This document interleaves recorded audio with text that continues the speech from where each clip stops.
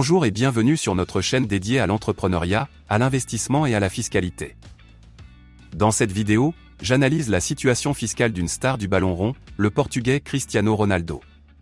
Son transfert du Real Madrid vers la Juventus Turin à l'été 2018 a surpris de très nombreux observateurs. Pourquoi quitter un club avec lequel il venait tout juste de remporter 3 années consécutives la Ligue des Champions? Cristiano Ronaldo au Real Madrid, c'est 2 championnats, 4 Ligues des Champions, 4 Ballons d'Or France Football et des récompenses individuelles à n'en plus finir. Pourquoi alors quitter un club considéré par beaucoup comme le plus grand club du monde, lorsque comme lui, vous êtes adulé par les supporters madrilènes, estimé par votre président, et respecté par votre entraîneur? D'autant que le joueur ne collectionne pas que les récompenses sportives. Cristiano Ronaldo, c'est également une maison à 10 millions d'euros, 22 bolides dont le véhicule le plus cher au monde, ou encore un jet privé de 57 millions d'euros, le plus rapide jamais conçu. Pourquoi quitter une vie de rêve lorsque vos revenus annuels sont estimés à 97 millions d'euros, et que sur la pyramide de Maslow, vous vous situez ici? Pourtant à l'été 2018, l'histoire d'amour entre Cristiano Ronaldo et la capitale espagnole s'est arrêtée brusquement à la stupéfaction des observateurs de l'époque. Quelques mois auparavant, il avouait pourtant être le plus heureux des hommes à Madrid. Si quasiment du jour au lendemain, il s'est séparé de presque tout ce qui le rattachait à Madrid, c'est principalement pour régler ses problèmes avec le fisc espagnol. Quelques mois plus tôt, le parquet de Madrid portait plainte contre lui pour fraude fiscale et l'accusait d'avoir dissimulé près de 150 millions d'euros de revenus et 14,7 millions d'euros d'impôts au fisc espagnol entre 2010 et 2017. Résultat, il sera condamné à rembourser le fisc espagnol et à verser une amende record de 18,8 millions d'euros. En plus de cela, il écopera d'une peine de prison de 23 mois qu'il ne purgera pas, grâce à un casier judiciaire encore vierge. Le quintuple Ballon d'Or avait pourtant assuré, dans un communiqué préalable à cette affaire, être un contribuable sans reproche.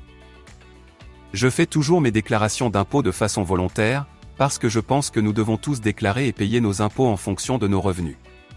Je n'ai jamais rien caché, ni eu l'intention de pratiquer l'évasion fiscale.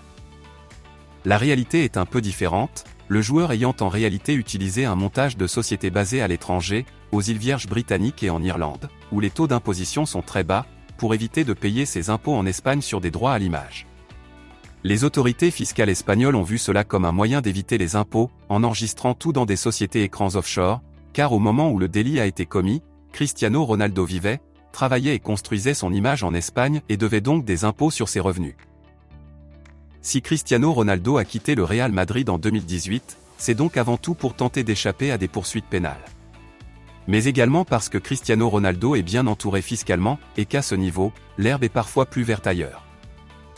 Le but de notre vidéo n'est pas d'émettre un jugement de valeur, simplement d'établir un comparatif entre la fiscalité espagnole et la fiscalité italienne appliquée au cas de Cristiano Ronaldo.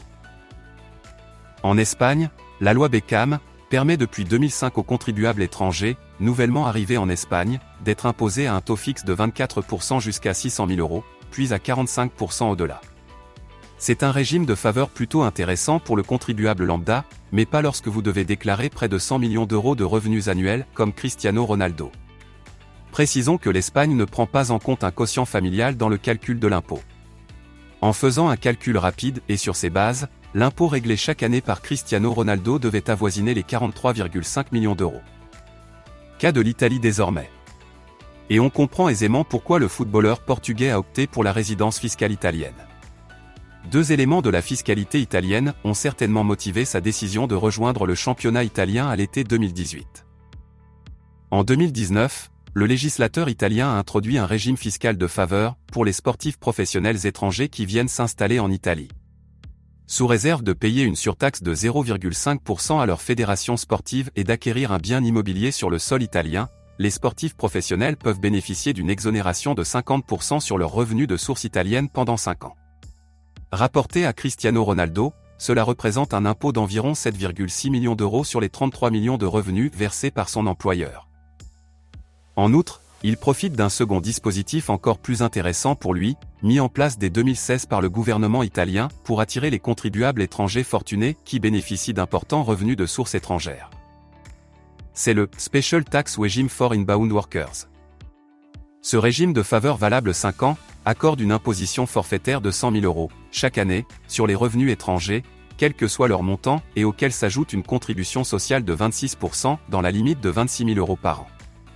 C'est un dispositif hyper intéressant pour Cristiano Ronaldo, qui, comme nous l'avons vu précédemment, perçoit ses revenus publicitaires et ses droits d'image à partir d'entités étrangères. Opter pour une LLC américaine apparaîtrait ici hyper pertinent pour Cristiano Ronaldo, puisqu'il éviterait la double imposition et verrait ses revenus étrangers imposés en Italie au titre de l'impôt sur le revenu. Petit calcul rapide, sur environ 64 millions d'euros de revenus annuels concernés, là où le contribuable italien lambda serait imposé à hauteur de 46%, soit environ 29,5 millions d'euros, Cristiano Ronaldo, lui, devrait verser chaque année 126 000 € au fisc italien au titre de ses revenus de source étrangère. Si l'on effectue un comparatif entre son imposition espagnole et son imposition actuelle, on comprend mieux pourquoi il a opté pour le championnat italien. Qui pourra lui en vouloir lorsque l'économie fiscale représente près de 36 millions d'euros? À ce tarif, c'est sûr, Cristiano Ronaldo et l'Italie, c'est bien la Dolce Vita. En plus de son intelligence sur le carré vert, Cristiano Ronaldo semble également posséder une remarquable intelligence financière. Ou simplement a-t-il su s'entourer de conseillers fiscaux compétents?